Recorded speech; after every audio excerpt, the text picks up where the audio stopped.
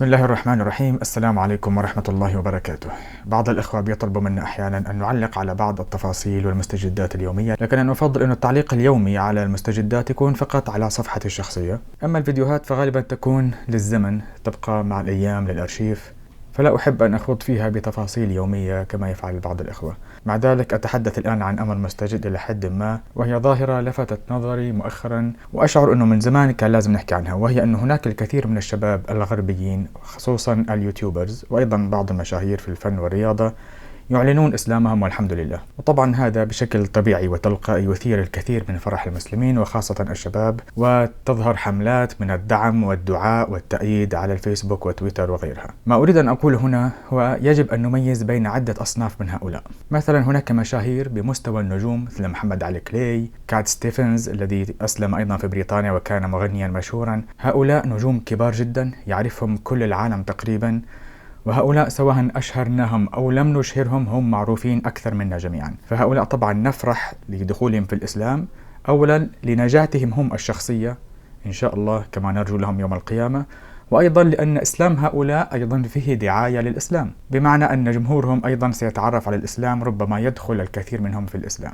وخصوصا محمد علي كلاي كان يقدم دعاية جدا رائعة للإسلام، وكان يدافع عن الإسلام لأنه كل الإعلام الغربي مفتوح له. لكن كما تعرفون إسلام هؤلاء النجوم جدا محدود ونادر، ربما بعدهم لم يسلم أحد إلى القلة، وحتى لو أسلم أحد من هؤلاء النجوم في الغرب فسيخفي إسلامه. كما يعتقد مثلا أنه لينسي لوهان الممثلة المشهورة في أمريكا يعتقد أنها أسلمت وهي تخفي ذلك، وحتى تشتكي للإعلام من الهجوم الذي يحدث لها في الإعلام الغربي مع أنها لم تعلن ذلك بعد، ونرجو لها إن شاء الله تكون مسلمة وأن يقبل إسلامها. لكن أنا أتحدث هنا عن يوتيوبرز، والكثير منهم أصلا ليسوا من المشاهير، لا يصل عدد متابعي معظمهم إلى 100,000، ربما بضعة آلاف عشرات الآلاف فقط. فهؤلاء يعني الكثير منهم قد يكون مثير للريبة.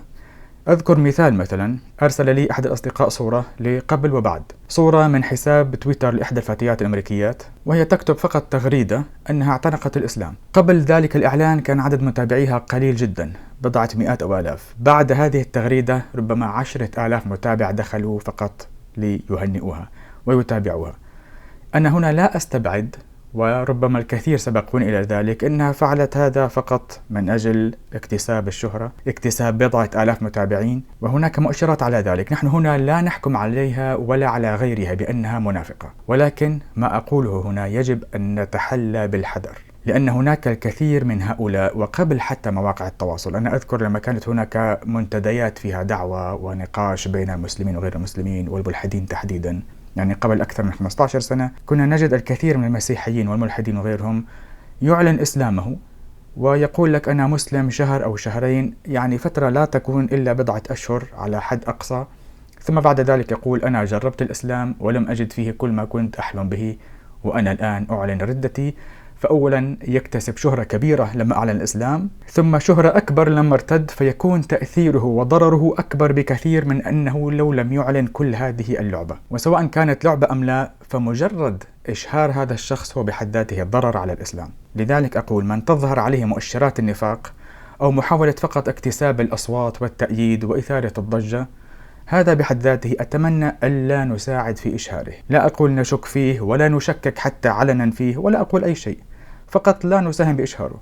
ومن كان لديه علم في الدعوة نعم يدخل يناقشه بشكل خاص في الرسائل الخاصة، لكن لا يعلق عنده ولا حتى يساعد في إشهاره والدعوة له وأن نحوله إلى نجم، ثم نكون نحن ربما الذين نتسبب أصلا في أن يهتز إسلامه في البداية، أو على الأقل لو كان هو الذي يلعب بنا أو يريد أن يلعب بنا لا نعطيه هذه الفرصة. وهنا أنتقل للفئة الثانية. هناك فئة من الشباب والفتيات خصوصا في كوريا الجنوبية، في أمريكا، في أوروبا، وأيضا في الفترة الأخيرة أكثر من واحد من هؤلاء أعلنوا فجأة إسلامهم. هؤلاء كانوا معروفين إلى حد ما كما قلت، لديهم عشرات الآلاف، ثم فجأة أعلنوا الإسلام، أو ربما بعضهم على مدى ربما شهرين ثلاثة كان يعطينا فرصة أو مقدمات بأنه فعلا بدأ يفكر في الإسلام. أنا أيضا أقول هنا إذا كانت عليه مؤشرات أنه كان يلعب من البداية لا نساهم في إشهاره. لو كانت هناك مؤشرات عكسية على أنه فعلا كان يفكر، أيضا أنا أقول هنا أعطوه فرصة حتى نكتشف هل هو فعلا يريد أن يعتنق الإسلام بصدق ويكون داعية له أم مجرد إنسان يجرب. في الحالتين أنا أتمنى ألا نساهم أيضا في إشهاره.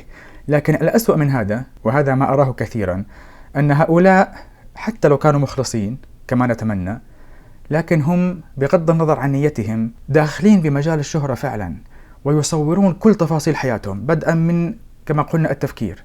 ثم أنا رأيت إحداهن مثلا تصور نفسها لما كانت تقرأ القرآن، ثم كيف تبكي وهي تقرأ، ثم عندما نطقت الشهادة، ثم عند لبس الحجاب، ثم كل التفاصيل.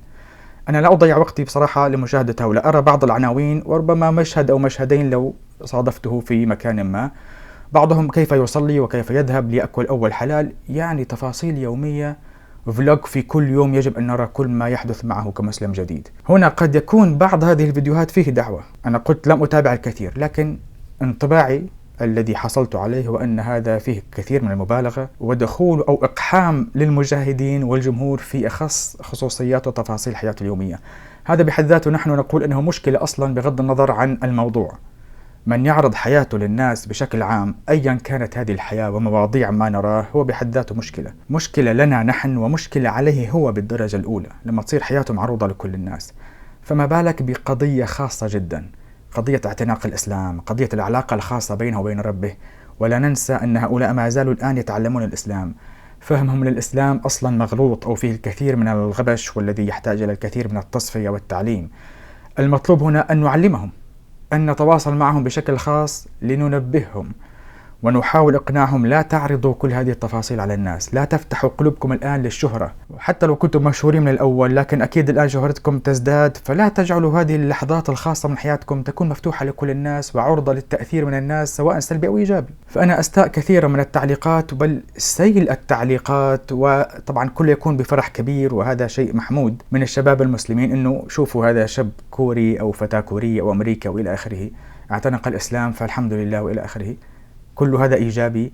لكن عرض هذه التفاصيل اليومية وإقحام أنفسنا فيها وإقحامه أيضا في حياتنا، هذا بحد ذاته ليس أمرا طبيعيا ولا يجب أن يحدث. لذلك حتى لا أطيل عليكم، بالخلاصة كل من يدخل الإسلام من الشباب الجدد أرجو أن نكون حذرين معه، ألا نساهم بإشهاره، خصوصا عندما تكون هناك مؤشرات على أن هناك مشكلة في الإخلاص أو محاولة للعب والعبث بالإسلام. وحتى لو ثبت أنه فعلا أو ترجح لدينا أنه إن شاء الله مخلص وأنه يريد أن يتثبت، نساهم في تثبيته في الإسلام، ولكن ليس بشهرته والمزيد من إشهاره، على الأقل حرصا عليه وعلى دينه، وأن نساعده في الخفاء والسر وننصحه بطريقة سليمة طبعا دون أن تجرحه.